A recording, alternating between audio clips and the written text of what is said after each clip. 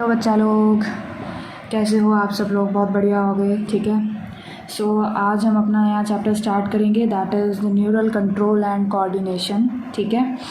तो ये थोड़ा सा टिपिकल लगता है बट चलो इसको थोड़ा सा सिंपल बनाने का कोशिश करते हैं। Neural control and coordination. तो देखो, न्यूरल कंट्रोल एंड कोऑर्डिनेशन में सबसे पहले ना हम इस चैप्टर का मतलब समझते हैं कि इस चैप्टर का मतलब क्या है, ठीक है। सो वर्ड जो हमारे पास है न्यूरल कंट्रोल, न्यूरल कंट्रोल का मतलब हमारा क्या होता है कि जो हमारी बॉडी के अंदर नर्वस सिस्टम प्रेजेंट है, ठीक है, जो हमारी बॉडी के अंदर क्या प्रेजेंट होता है, नर्वस सिस्टम प्रेजेंट होता है, वो हमारी बॉडी के अंदर होम्योस्टैसिस को मेंटेन करने में हेल्प करता है। किसको मेंटेन करने में हेल्प करेगा? होम्योस्टैसिस को मेंटेन करने में हेल्प करेगा, ठीक है। सो न्यूरल कंट्रोल का मतलब हमारे पास होता है कि नर्वस सिस्टम का कंट्रोल। नर्वस सिस्टम का कंट्रोल किस बात पे? होम्योस्टैसिस को मेंटेन करने के लिए, ठीक है। अब नेक्स्ट उसके बाद हमारे पास होगा क्या? कोऑर्डिनेशन। कोऑर्डिनेशन में क्या होता है? कोऑर्डिनेशन का मतलब होता है कि हमारे पास क्या होते हैं, different different kind of organs हमारे प्रेजेंट होते हैं। मान लो सपोज़ ये हमारे पास एक ऑर्गन है और ये मान लिया हमारे पास क्या है, एक ऑर्गन है, ठीक है। तो ये एक ऑर्गन है, ये एक ऑर्गन है, ये दोनों के दोनों जो ऑर्गन्स हैं वो आपस में क्या करते हैं, इंटरैक्ट करते हैं ताकि वो इस ऑर्गन के फंक्शन को और इस ऑर्गन के फंक्शन को अच्छे से कर पाए। जैसे कि फॉर एग्ज़ाम्पल, अगर मैं एग्ज़ाम्पल हूँ यहाँ पर किसका, डाइजेस्टिव सिस्टम का, ठीक है। तो डाइजेस्टिव सिस्टम में अगर आप डाइजेस्टिव सिस्टम में अगर आपको यहाँ पर पता हो कि क्या होता है, हमारे पास यहाँ पर इंटेस्टाइन होता है। सपोज ये हमारा इंटेस्टाइन है, ये हमारे पैंक्रियाज है, पैंक्रियाज से एंजाइम निकल के हमारे इंटेस्टाइन के अंदर आते हैं। तो ये दोनों के दोनों जो ऑर्गन्स हैं, अब पैंक्रियाज से अगर एंजाइम्स ही नहीं आएंगे तो जो स्टमक में पड़ा हुआ हमारा फूड है वो डाइजेस्ट कैसे होगा? तो मतलब इन दोनों के जो फंक्शंस है वो आपस में कैसे हैं, कोऑर्डिनेटेड है। सिमिलरली जो न्यूरल कंट्रोल एंड कोऑर्डिनेशन मतलब नर्वस सिस्टम जो हमारा होता है वो दो ऑर्गन्स के बीच में एक तरीके से कोऑर्डिनेशन को भी क्या करता है, मेंटेन करके रखता है। अब देखो यहाँ पर ना एनसीईआरटी के अकॉर्डिंगली कि नर्वस सिस्टम जो है वो हमारा होम्योस्टैसिस मेंटेन करके रखता है। तो अभी हम ये देखते हैं कि होम्योस्टैसिस का मतलब क्या होता है, ठीक है। सो देखो, होम्योस्टैसिस क्या होता है, ये एक तरीके का ऐसा प्रोसेस है हमारी बॉडी के अंदर जो कि हमारे इंटरनल एनवायरनमेंट को कांस्टेंट मेंटेन करने की क्या करता है, कोशिश करता है, ठीक है। So homeostasis it is basically the process by which our internal environment is maintained at a relatively constant level, ठीक है। होम्योस्टैसिस एक तरीके का प्रोसेस है जिसके वजह से हमारा जो इंटरनल एनवायरनमेंट होता है वो कैसा रहता है, कांस्टेंट मेंटेन रहता है। इंटरनल एनवायरनमेंट के कांस्टेंट मेंटेन रहने का मतलब क्या है? तो देखो, इंटरनल एनवायरनमेंट के कांस्टेंट मेंटेन रहने का मतलब हमारा ये है कि सपोज़ अगर हम यहाँ पर टेम्परेचर के केस में बात करें तो टेम्परेचर हमारा ऑलमोस्ट 37 डिग्री सेल्सियस है, तो हमें इतना ही मेंटेन करके रखना है, 37 डिग्री सेल्सियस के आसपास, ठीक है। अगर हम यहाँ पर बात करें पीएच, तो ऑलमोस्ट जहाँ तक मुझे याद है 7, मतलब वेन्स का अलग होता है और आर्टरीज का अलग होता है। चलो पीएच छोड़ो, ब्लड प्रेशर ले लो। ब्लड प्रेशर क्या होता है, 120/80, है ना। ब्लड प्रेशर जो है वो हमें क्या मेंटेन करके रखना होता है, 120/80 हमको यहाँ पर मेंटेन करना होता है। सो ये जो भी प्रोसेसेस हमारी बॉडी के अंदर होते हैं जो ये कंडीशन को रेगुलेट करके रखें, इसको मेंटेन करके रखें, इस कंडीशन को हम क्या बोलते हैं, होम्योस्टैसिस बोलते हैं, ठीक है। समझ रहे हो? अब क्या है, नेक्स्ट थिंग इज़ दैट हमारा जो नर्वस सिस्टम है, होम्योस्टैसिस आई होप सो समझ में आ गया। इसको थोड़ा और अच्छे से समझने की कोशिश करते हैं, ठीक है। होम्योस्टैसिस का मतलब है कि कुछ ऐसा प्रोसेसेस ये करने वाला है जिसकी वजह से हमारा जो इंटरनल एनवायरनमेंट है वो कांस्टेंट रहेगा। अब जो नर्वस सिस्टम हमारे पास यहाँ पर है, नर्वस सिस्टम के अंदर क्या है, टोटल 3 पार्ट्स होते हैं, ठीक है। नर्वस सिस्टम के अंदर टोटल कितने, मैं थोड़ा अजीब तरीके से लिख रही हूँ, आपको ढंग से लिखना है, ठीक है। बाकी लास्ट में भी हम इस पूरे चैप्टर को भी तो जस्ट समझने के लिए होता नहीं कि जैसे समझ लिया एक पेज पे, मतलब मैं तो ऐसे करती थी कि कोई भी एक पार्ट समझ में आया, जितना समझ में आया उसको एक पेज पे लिखा, दीवार पर छाप दिया, ठीक है, सो दैट कि वो दिमाग में घूमता रहे। सो लाइक दैट आप जस्ट एक काइंड ऑफ बना सकते हैं, ठीक है। चलो अच्छा, तो नर्वस सिस्टम के हमारे टोटल 3 पार्ट्स होते हैं। तो एक होता है हमारे पास सेंसरी पार्ट, सेंसरी वाले पार्ट को ही हम क्या बोलते हैं, इनपुट पार्ट। किसी टीचर के सामने बोल मत देना नर्वस सिस्टम के 2 पार्ट होते हैं, 3 पार्ट होते हैं, सिर्फ समझाने के लिए कह रही हूँ, ठीक है। मतलब जो एक मेन चीज़ होती है कि हमें नर्वस सिस्टम में ब्रेन पढ़ना होता है, स्पाइनल कॉर्ड पढ़नी होती है, उनसे निकलने वाली तारें पढ़नी होती हैं, नर्व्स पढ़ना होता है, बहुत कुछ है, ठीक है। जब तुम एमबीबीएस में घुसोगे और न्यूरो एनाटॉमी पढ़ोगे और तुम सर के बाल झड़ने लग जाएंगे तब तुम्हें पता लगेगा, ठीक है। तो अभी फ़िलहाल के लिए आपको सिर्फ ये याद रखना है कि नर्वस सिस्टम का एक मतलब ऊपर से मैं जैसे बता रही हूँ कि उसके अंदर एक ऐसी चीज़ें होती हैं जो सिग्नल को लेके जाती हैं। अब सिग्नल को वो एक सेंटर तक लेके जाएंगी। वो सेंटर हमारे पास यहाँ पर होता है CNS, सेंट्रल नर्वस सिस्टम, जिसके अंदर दो चीज़ें हमारे पास आती हैं। एक आता है क्या, ब्रेन, और एक आता है हमारा क्या, स्पाइनल कॉर्ड। SC मतलब स्पाइनल कॉर्ड। और एक होता है हमारा कौन से वाला part, motor part. Motor part कह लो या फिर आप आउटपुट कह लो, एक ही बात है। तो मतलब क्या है कि अगर मैं यहाँ पर एक छोटे से उसमें दिखाऊँ बना के, तो उसमें ये चीज़ है कि सपोज़ ये मेरे पास क्या है, एक सेंटर है, यहाँ पर कुछ तारें आ रही हैं जो इसको सिग्नल दे रही हैं, यहाँ पर ये हमारा सेंटर हो गया, और फिर कुछ तारें हैं जो हमारे पास यहाँ पर निकल रही हैं। तो पूरे नर्वस सिस्टम में कुछ इस तरीके की चीज़ें आपको यहाँ पर नज़र आएंगी, ठीक है। तो वही मैंने बोला, सेंसरी यानी कि जो रिसीव कर रही हैं हमारे स्टिमुलस को, तो वो ऑलमोस्ट इसके अंदर हमारे पास क्या आते हैं, रिसेप्टर्स आते हैं। बहुत सारे टाइप के रिसेप्टर्स होते हैं, इंटरनल होते हैं, एक्सटर्नल होते हैं, सेंसरी ऑर्गन्स होते हैं, ठीक है।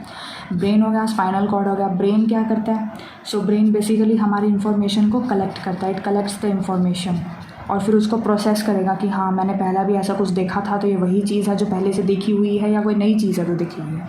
So it basically collects the information, ये इन्फॉर्मेशन को क्या करेगा, कलेक्ट करेगा, ठीक है।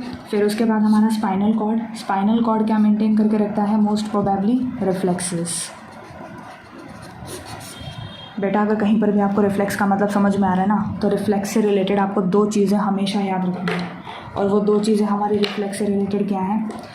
एक तो होता है कि ये इनवॉलेंट्री है, कहीं पर भी तुम्हें किसी भी टाइप का रिफ्लेक्स नज़र आए पूरी बाइल में, एक तो तुम्हें ये चीज़ याद रखना है कि रिफ्लेक्स का मतलब एक ऐसा होता है, इनवॉलेंट्री होता है, और क्या होता है इसके अंदर, स्पाइनल कॉर्ड होती है, ठीक है।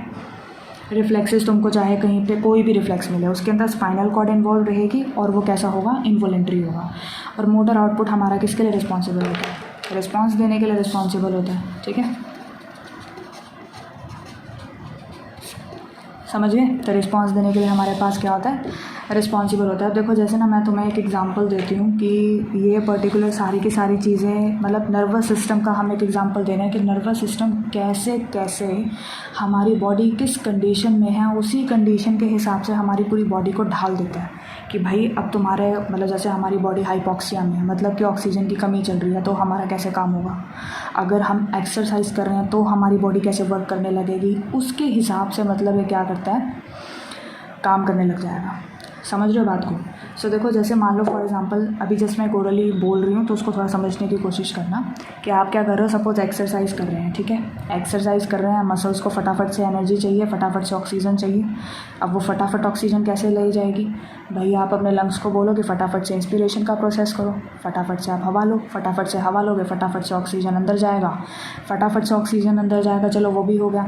अब लंग्स ने क्या किया, ऑक्सीजन अपने अंदर ले ली।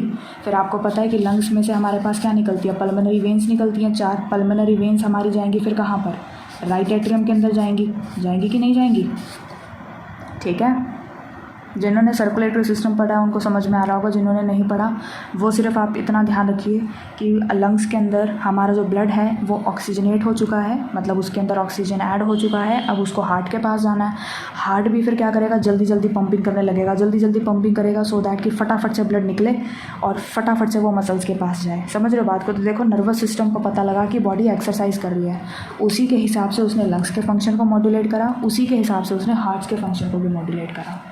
समझ रहे हो बात को। तो मतलब नर्वस सिस्टम बहुत ही ज़्यादा आप कह सकते हो एक तरीके से पावरफुल चीज़ है, जो कि हमारे पूरे बॉडी को क्या करके रखता है, रेगुलेट करके रखता है, ठीक है। और एक लाइन है जो एनसीईआरटी में आपको लिखी हुई मिलेगी, ठीक है। देखो न्यूरल सिस्टम जो अभी हम पढ़ रहे हैं, इसका अगला चैप्टर होगा हमारा एंडोक्राइन सिस्टम। तो जो न्यूरल सिस्टम होता है और जो एंडोक्राइन सिस्टम होता है वो दोनों आपस में मिलकर के काम करते हैं, ठीक है। समझ रहे हो बात को। तो ये चीज़ अभी आपको यहाँ पर याद रखनी है, ठीक है। So works in a coordinated fashion. So neural system and endocrine system जो होते हैं वो हमारे कोऑर्डिनेटेड मैनर में काम करते हैं। So this is all about introduction of this chapter कि हम ये चीज़ें पढ़ेंगे, ब्रेन पढ़ेंगे, स्पाइनल कॉर्ड पढ़ेंगे, sympathetic, parasympathetic, peripheral nervous system, central nervous system, blah blah blah, वो सारी चीज़ें अभी हम पढ़ेंगे, ठीक है। तो अभी इसको यहीं रखें। वैसे कितने मिनट का हुआ है, इसमें भी कर सकते हैं, ठीक है। सो भी देखो ये तो हमारे पास क्या था, इंट्रोडक्शन हुआ, ये वाला पूरा इंट्रोडक्टरी पार्ट था कैसे करना है। अब इंट्रोडक्शन का ही सेकंड पार्ट जो हम लेके चलते हैं वो ये है कि नर्वस सिस्टम के अंदर मतलब ऐसी चीज़ें होती क्या क्या हैं। देखो जैसे तुमको ये पेज नज़र आ रहा है, ये वाला तो मैंने 2 शीट्स लिए हैं, टेप लगा दी है। इस पूरे पेज पर हम चैप्टर को लाने का कोशिश करेंगे, ठीक है, सो दैट कि पेपर के टाइम पे या नीट के टाइम पर आप बहुत अच्छे से रिवाइज कर पाएँ। एनीवेज, सो देखो अभी यहाँ पर हम क्या लिख रहे हैं, कुछ नर्वस सिस्टम। हाँ, तो नर्वस सिस्टम में हमें यहाँ पर क्या चीज़ देखना था। देखो नर्वस सिस्टम के अंदर जो सबसे बेसिक सी चीज़ होती है, जैसे अगर हम पूछें कि हमारी बॉडी के अंदर सबसे बेसिक चीज़ क्या है कि उसके बिना कुछ बन ही नहीं सकता, या यूँ कहो कि उसी ने सारी चीज़ें बनाई हुई हैं, that is the cell.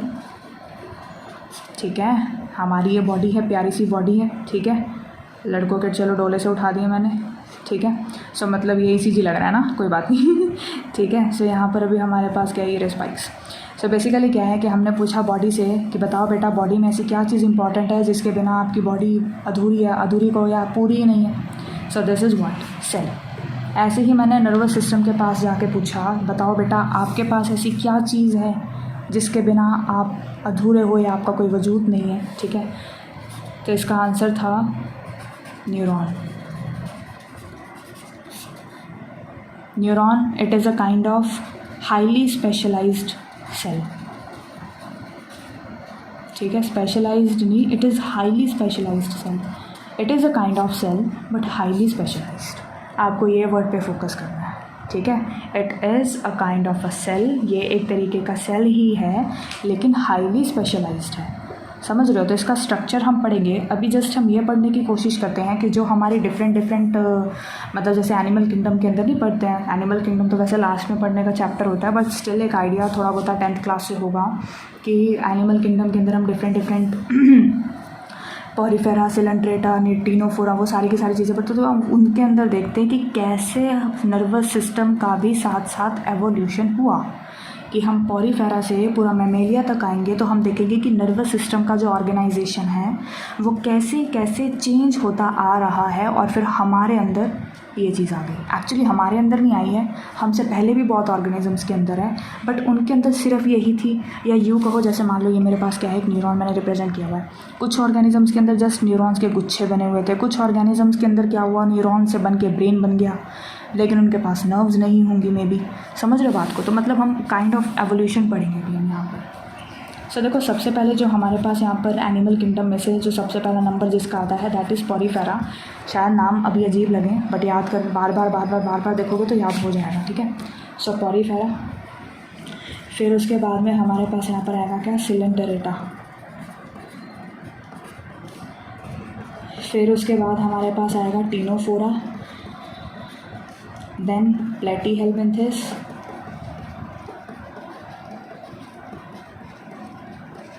Then उसके बाद हमारे पास आएगा एस्केल्मिन्थेस, देन एनालिडा। एनिमल किंगडम भी बहुत बढ़िया चैप्टर है, हम आपको बहुत अच्छे से कराएंगे, डर लगना बिल्कुल बंद हो जाएगा। आर्थ्रोपोडा, मोलस्का,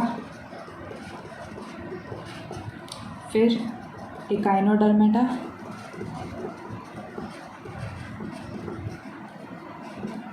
एंड देन उसके बाद में हेमीकॉर्डेटा, एंड देन हमारे पास क्या आ जाएगा, कॉर्डेटा, ठीक है। तो ये हमारे पास ना कुछ इस तरीके से हायरार्की हमने यहाँ पर लिखी हुई है। अभी इसमें हमें क्या चीज़ करनी है, सो देखो पॉरीफेरा को तो बेचारे को भूल ही जाओ, उसके पास कोई सिस्टम नहीं है, कुछ नहीं है, ठीक है। सिलेंट्रेटा में हम यहाँ पर आते हैं, इसका एग्जांपल हम यहाँ पर देते हैं हाइड्रा, ठीक है। तो इसका अभी हम यहाँ पर एग्जांपल क्या देंगे, इसका एग्जांपल अभी हम यहाँ पर देते हैं क्या, हाइड्रा। सो हाइड्रा क्या होता है, इसके पास जस्ट क्या होता है, ग्रुप ऑफ न्यूरॉन्स। इसके पास हमारे पास क्या होता है, ग्रुप ऑफ न्यूरॉन्स हमारे पास होगा, जस्ट न्यूरॉन्स है, न्यूरॉन्स का ग्रुप इसके पास यहाँ पर प्रेजेंट है। नीचे उतरते गए फिर हम यहाँ पर आए आर्थ्रोपोडा में। आर्थ्रोपोडा में अगर हम यहाँ पर बात करें किसकी, इंसेक्ट्स की अगर हम यहाँ पर बात करें तो इनके पास क्या हुआ, इनके पास ब्रेन भी आ गया, इनके पास गैंग्लिया भी आ गया, और इनके पास सम कुछ काइंड ऑफ न्यूरल टिश्यू भी आ गया, ठीक है। तो इंसेक्ट्स के पास हमारा क्या क्या आ गया, ब्रेन भी आ गया, गैंग्लिया भी आ गया, न्यूरल टिश्यू भी आ गया, ठीक है। सो ब्रेन मतलब वही बात है, बनाया तो न्यूरॉन ने ही मिलके, ब्रेन भी बन गया, गैंग्लिया भी बन गया, न्यूरल टिश्यू भी बन गया। गैंग्लिया कुछ नहीं होता, ग्रुप ऑफ न्यूरॉन्स को ही गैंग्लिया बोलते हैं, लेकिन इधर गैंग्लिया मत बोल देना, जाहिर सी बात है गैंग्लिया को थोड़ा सा मच मोर ऑर्गेनाइज्ड वे में ही बोलते होंगे, ठीक है। फिर उसके बाद कॉर्डेटा, कॉर्डेटा में तो अभी हम पढ़ेंगे, कॉर्डेटा में हम मैमेलिया का एग्जांपल लेके चलेंगे, और मैमेलिया में भी हम किसका एग्जांपल लेंगे, मैमेलिया में भी हम एग्जांपल लेंगे अपना, ठीक है। सो बहुत ही ज़्यादा कॉम्प्लेक्स होगा, ब्रेन, स्पाइनल कॉर्ड, ब्ला ब्ला ब्ला, वो हम सब पढ़ेंगे ही पढ़ेंगे। तो हमें ये चीज़ समझ में आई कि जैसे जैसे हम इधर की तरफ आते जा रहे हैं, नीचे की तरफ हम आते जा रहे हैं, तो जो हमारी complexity of the nervous system है वो इंक्रीज़ होती जा रही है। तो ये जस्ट एक बेसिक सा इंट्रोडक्शन था बताने के लिए, ठीक है। तो आई होप सो आपको अच्छा लगा, ना भी लगा हो तो प्लीज़ लगा देना एनीवेज, ठीक है। तो अभी फ़िलहाल के लिए इंट्रोडक्शन तो इतना ही रखते हैं, ठीक है। नेक्स्ट में शायद हम पढ़ेंगे, क्या पढ़ेंगे, मेरे हिसाब से स्ट्रक्चर ऑफ एक्सॉन आएगी नई वीडियो। तो ये था हमारा इंट्रोडक्शन, ठीक है।